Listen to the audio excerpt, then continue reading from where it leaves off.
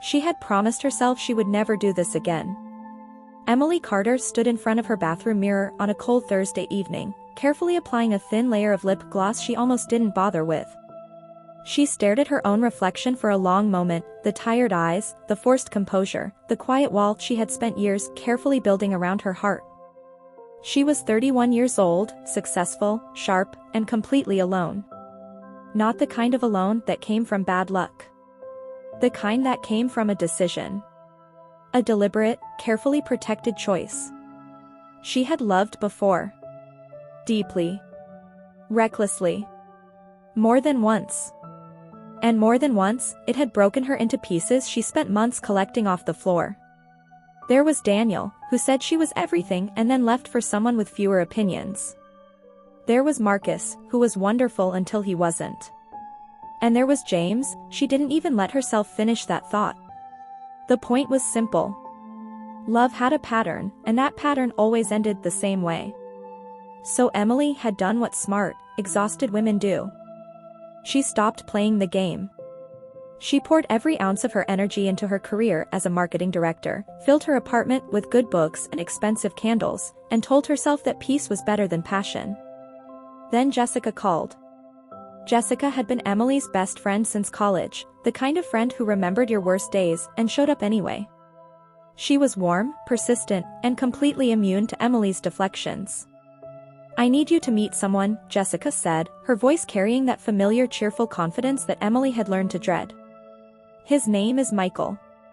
He's kind, intelligent, funny, and I genuinely think he could surprise you." Emily laughed. She actually laughed. "Jessica, the last man you set me up with quoted motivational posters on a first date." Jessica didn't flinch. "This is different. I promise you, this is different." Emily said no. Then she said maybe. Then she said fine, one dinner, but she was leaving by 9. She wore a simple black dress and took the subway to the restaurant Jessica had chosen, a place called Lumen in Midtown Manhattan, the kind of quiet, intimate spot with warm amber lighting and jazz playing just low enough to think. It was a Thursday in November, and the city outside was cold and sharp, the kind of evening that made people want to sit close to someone they trusted. Emily walked in alone, gave her name to the host, and was guided toward the back of the restaurant. She told herself she was calm. She told herself she was open. She told herself tonight was just dinner. Just one dinner. She looked across the room, scanning the tables, searching for the face of a stranger who was supposed to be different. And then she saw him. And then she saw the wheelchair. And every wall she had promised herself she was leaving at the door came crashing back into place. His name was Michael Reeves, and he was sitting quietly by the window with the patience of a man who had learned that most things in life required waiting. He was well-dressed, a clean navy blazer over a simple white shirt, his hands resting gently on the table, his posture dignified and still. He was handsome in a quiet, understated way. His eyes were dark and thoughtful, and when he saw Emily walking toward the table, his whole face shifted into something gentle and warm. A small smile. A slight lean forward. The kind of greeting that said, "I'm glad you're here." There was no performance in it, no rehearsed charm. Just simple, quiet kindness. But Emily was not seeing any of that. Her steps slowed before she even reached the table. A flush of heat crawled up her neck. Her stomach tightened. She had pictured this evening 100 different ways on the subway ride over, and not once, not even once, had she pictured this. Her mind moved fast and unkind in those few frozen seconds, filling in blanks with assumptions, rewriting the entire evening before it had even begun. She felt cheated. She felt embarrassed.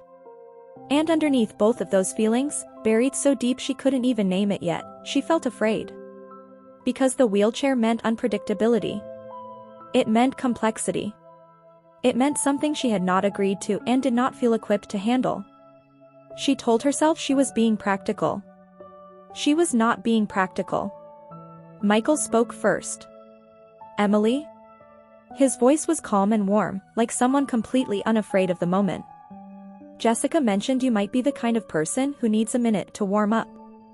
Take all the time you need.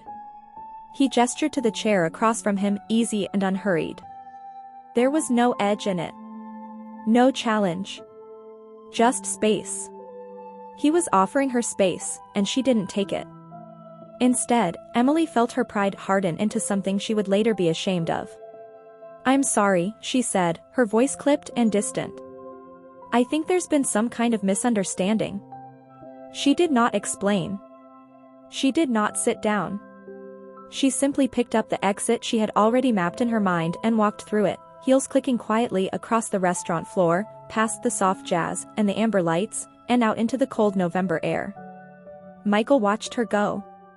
He sat for a long moment by the window, his hand still on the table, the empty chair across from him holding the shape of what had not happened.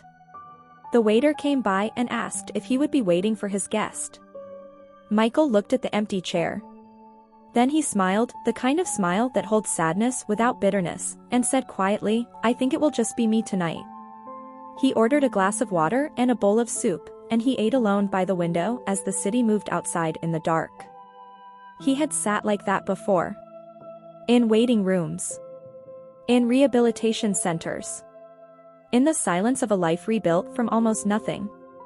Michael Reeves was used to being left behind. What he was not used to, what he had never quite gotten used to, was how fast it always happened. Emily got home at 8:15, made herself a cup of tea she didn't finish, and spent the next 40 minutes convincing herself she had done nothing wrong. She had been honest. She had been practical. She had simply recognized that the situation was not what she had signed up for. That was all. That was reasonable. She pulled out her phone and called Jessica, ready to deliver the summary calmly and move on. "It didn't work out," she said. "He wasn't what I expected." She was careful with the words at first. But Jessica was quiet in a way that made Emily uncomfortable, and so she kept talking, filling in the silence with details. The restaurant. The window table. The wheelchair. The way he had looked at her like he already knew what she was going to do. Jessica had gone completely still. "Emily," she said slowly. "What did you say his name was?" "Michael. Michael Reeves." A long silence stretched across the phone like something breaking. "Emily." Jessica's voice had changed completely. It was low and careful, like she was carrying something fragile. "I need to tell you something. And I need you to sit down before I do." Emily sat down. And then the world she thought she knew tilted completely on its axis. Jessica began to speak. She told Emily about a night, 8 years ago, during a brutal November storm on a highway outside of Westchester. Emily's father, Robert Carter, had been driving home late after a work conference. The roads were icy and black. His car had hydroplaned on a sharp curve, flipped 3 times, and come to rest on its roof against the guardrail, the engine already burning. He had been unconscious, trapped inside, unable to move, the fire beginning to spread toward the fuel line. A young man had been driving behind him. He had seen the whole thing happen. He could have stopped at a safe distance and waited for emergency services the way almost everyone would have. Instead, he pulled over, ran through the rain toward a burning car, forced the mangled door open with his bare hands, and dragged Robert Carter out of the wreckage 40 seconds before the fuel tank exploded in a wall of fire and heat so powerful it blew out the windows of passing cars. The blast threw the young man 15 feet. He survived. But the damage to his spine was catastrophic and permanent. He would never walk again. And because of the trauma of the accident, he lost large portions of his memory, including the faces of the people he had saved, the conversations that followed, and the years that came before. Emily's father had spent 8 years trying to find the man who saved his life. He had wept telling the story at every family dinner Emily could remember. He had called him a hero. He had said, more than once, that he owed that stranger everything. That stranger's name was Michael Reeves. Emily's hands were shaking so badly she nearly dropped the phone. She did not sleep that night. She lay in bed staring at the ceiling with the kind of stillness that isn't rest but collapse. The image of Michael's face kept returning to her, the warm eyes, the calm expression, the small patient smile he had offered her before she turned and walked away. She had looked at him and seen a limitation. She had looked at a hero and seen an inconvenience.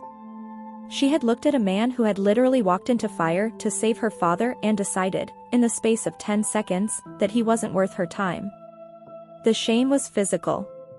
It sat in her chest like something heavy and hot, pressing against her ribs every time she tried to breathe. By morning, she had made a decision. She found Michael's contact through Jessica, who gave it to her without a single word of judgment, which somehow made the guilt even heavier. Emily typed and deleted her message 6 times before she finally sent the one that was true. "My name is Emily Carter. I believe you saved my father's life 8 years ago, and I walked away from you last night without giving you a single moment of the respect you deserved. I am deeply sorry. I know I have no right to ask, but I would like the chance to meet you again, not because of what I've learned, but because you deserve to be seen properly. If you're willing, I am asking for that chance." Michael read the message on a Tuesday morning, sitting at his desk in his office on the 42nd floor of a glass building in Midtown. Around him, a team of 47 employees moved through a company he had built from a laptop and a rehabilitation bed. The technology firm he had founded, Reeve Tech, had grown in 6 years from a quiet startup to one of the fastest expanding companies in the country.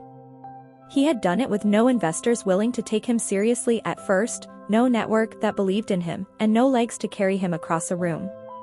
He had done it with his mind, his patience, and a resilience that most people spent their whole lives looking for and never found. He read Emily's message twice. Then he looked out the window at the city below, the way he often did when something required thought. He had been left before. He had been dismissed, underestimated, and quietly erased from rooms more times than he could count. He had made peace with that, not bitterly, but genuinely, the way you make peace with weather. He did not carry grudges. He did not have room for them. He typed back, "I appreciate your honesty. And yes, I'll meet you. Same restaurant. Saturday at 7. And Emily, you don't owe me anything. But I'd like to know you too." Emily read those words and cried for the first time in 3 years. The second dinner was nothing like the first. Emily arrived at Lumen on Saturday evening 15 minutes early, wearing the same black dress, not because she hadn't thought about it, but because it felt right to show up the same way she had left and let what was different be on the inside. She was already seated when Michael arrived, and she stood when she saw him, and she looked at him, really looked at him, the way she had failed to do the first time. She saw a man who moved through the world with quiet certainty. She saw someone who had been broken and rebuilt himself into something stronger, without losing his warmth. She saw the man her father had called a hero for 8 years. "Thank you for coming," she said, and her voice broke slightly on the last word. "I almost didn't," Michael said honestly, settling across from her. "But I've spent enough of my life letting fear make my decisions. I didn't want to do that again." He paused. "I think you know something about that." She did. And that was where it began. They talked for 4 hours that night. They talked about fear and survival and the strange ways life bends people into the shapes they need. Michael told her about the accident, the fragments he had pieced back together over years, the things he still couldn't fully remember, and the things he had chosen to build in the empty spaces. Emily told him about her father, about the nights she had listened to him describe a hero he could never thank, about growing up in the long shadow of a story that had shaped her family and never quite felt finished. They both cried once, briefly and without embarrassment. And at the end of the evening, when the restaurant was nearly empty and the jazz had slowed to something soft and late, Emily looked at Michael and said, "I think I was supposed to meet you years ago." Michael smiled, the real one, not the patient one. "Maybe. Or maybe you needed to be the person who could actually see me first." What followed was not a fairy tale. It was better than that, it was real. It was slow Sundays in his apartment where she read while he worked, and neither of them needed to fill the silence. It was her introducing him to her father, who stood in the doorway of his home and couldn't speak for a full minute before he pulled Michael into the longest embrace Emily had ever witnessed. It was Michael learning to trust again, and Emily learning that love was not something that broke you. It was something you built, carefully, with the right person, one honest conversation at a time. It was patience and forgiveness, and the kind of quiet joy that doesn't announce itself, but fills a life so completely you wonder how you ever lived without it. Months later, on a warm spring evening, they went back to Lumen for the third time. They sat at the same table by the window, and Emily looked at the empty chair beside her, the one she had once turned away from, and understood finally what she had almost lost. Some people spend their whole lives walking past the greatest love they will ever know because it didn't arrive looking the way they expected.